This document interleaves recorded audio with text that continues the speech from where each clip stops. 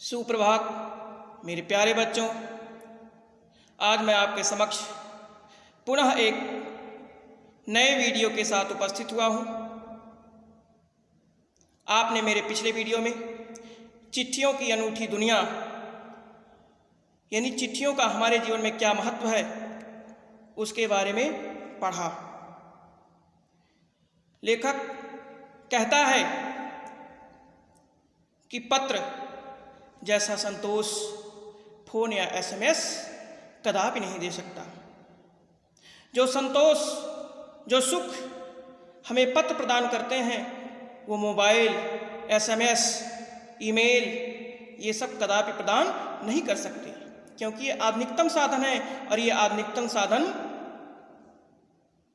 वो संतोष नहीं दे सकते जो हमारे प्राचीनतम साधन यानी चिट्ठियाँ हमको प्रदान करती थी। उसी की कड़ी में लेखक आगे कहता है कि पंडित जवाहरलाल नेहरू ने भी पत्र की महत्ता को स्वीकारा है। वे कहते थे कि हजारों साल तक संचार का साधन केवल तेज घोड़े हरकारे होते थे। अर्थात हरकारे मतलब रनर्स, जो तेज तेज पहले दौड़ करके एक जगह से दूसरी जगह तक सूचनाओं को प्रेषित करते थे, भेजते थे।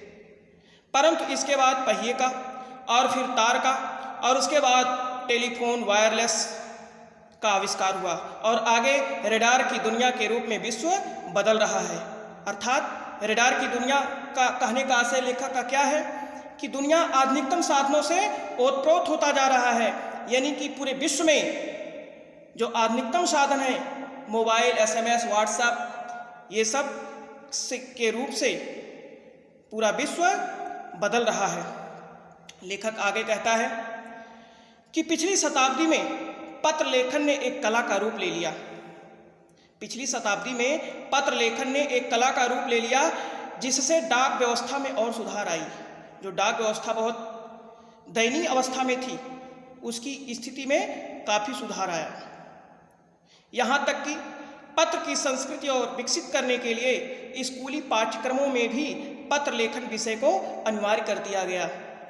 जैसा कि आप लोग जानते ही हैं कि पत्रों का आपके विद्यालय में क्या महत्व है।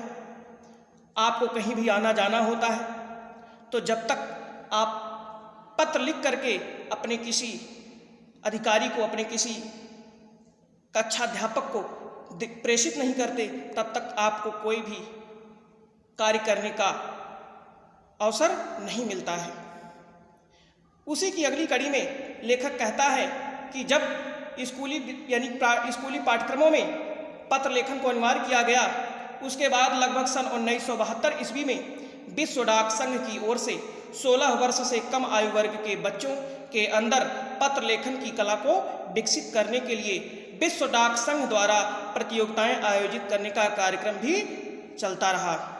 यानी विश्व डाक संघ द्वारा 1972 ईस्वी में 16 वर्ष से कम आयु वर्ग के बच्चों के अंदर पत्र लेखन की कला का विकास करने के लिए एक प्रतियोगिता का आयोजन किया गया, जिसमें बच्चे पत्र लिखते थे और उनके पत्रों का एक निर्णायक मंडल द्वारा, एक निरीक्षक द्वारा निरीक्षण किया जाता था, जो आज भी भारतीय जनमानस में रचा और बसा है। आप विद्यालयों में पत्र लेखन कला को भली भांति अच्छी तरीके से देखते हैं। लेखक कहता है कि निसंदेह इसमें कोई संशय की बात नहीं है कि ईमेल, टेलीफोन तथा मोबाइल ने चिट्ठियों की गति को रोका है। चिट्ठियों की गति को निसंदेह ईमेल, टेलीफोन तथा मोबाइल ने रोका है, परंतु व्यापारिक दुनिया में, व्यापार में इसका प्रभुत्व आज भी स्थापित है। आप लोग देखते हैं ऑनलाइन डिलीवरी होती है तो वही है, आज उसका महत्व और भी बढ़ गया है, लेकिन व्यापारिक रूप से। तो बच्चों, आज आपने क्या सीखा पत्र के बारे में? चलते हैं कुछ बहुविकल्पीय प्रश्नों पर। प्रश्न नंबर 1, एसएमएस पत्र के समान नहीं दे सकते। एसएमएस पत्र के समान नहीं दे सकते। आपके विकल्प हैं का हानि, खा लाभ, ग संतोष, घ असंतोष। तो बच्चों आपने अनुमान लगा लिया होगा कि आपका विकल्प कौन सा सही है। जी हाँ, आपका विकल्प ग सही है, संतोष। यानी कि जो संतोष हमें SMS पत्र से नहीं मिलता वह हमें पत्र से मिलता है। प्रश्न नंबर 3। प्रश्न नंबर 2 हम अगले प्रश्न पर बढ़ते हैं। प्रश्न नंबर 2, पत्र संस्कृति विकसित करने के लिए पत्र लेखन निम्नलिखित में से कहाँ शामिल किया गया। पत्र संस्कृति विकसित करने के लिए पत्र लेखन निम्नलिखित में से कहाँ शामिल किया गया।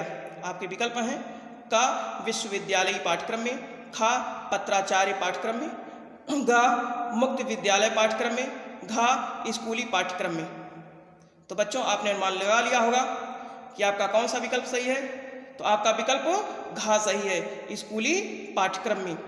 हम पुनः अगले प्रश्न पर बढ़ते हैं। प्रश्न नंबर 3, 16 वर्ष से कम आयु वर्ग के बच्चों के लिए पत्र लेखन प्रतियोगिताएं कौन आयोजित करवाता है। 16 वर्ष से कम आयु वर्ग के बच्चों के लिए पत्र लेखन प्रतियोगिताएं कौन आयोजित करवाता है। आपके विकल्प हैं का स्वयं सेवक संघ, खा राज्य सेवक संघ, ग विश्व डाक संघ, घ राष्ट्रीय संघ। तो बच्चों आपने अनुमान लगा लिया होगा आपका विकल्प ग सही है, विश्व डाक संघ द्वारा। हम पुनः अगले प्रश्न पर बढ़ते हैं। प्रश्न नंबर 4, संचार के आधुनिक संसाधनों के बीच किस प्रकार के पत्रों की संख्या बढ़ी है। संचार के आधुनिक संसाधनों के बीच किस प्रकार के पत्रों की संख्या बढ़ी है। आपके विकल्प हैं का व्यापारिक पत्रों की, खा पारिवारिक पत्रों की, ग कार्यालयी पत्रों की, घ व्यक्तिगत पत्रों की।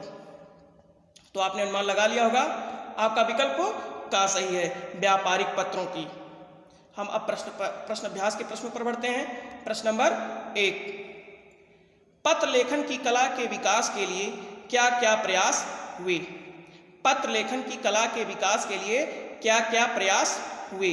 प्रश्न नंबर 2, अब दुनिया रडार के रूप में बदल रही है। अब दुनिया रडार के रूप में बदल रही है, ऐसा पंडित जवाहरलाल नेहरू ने क्यों कहा।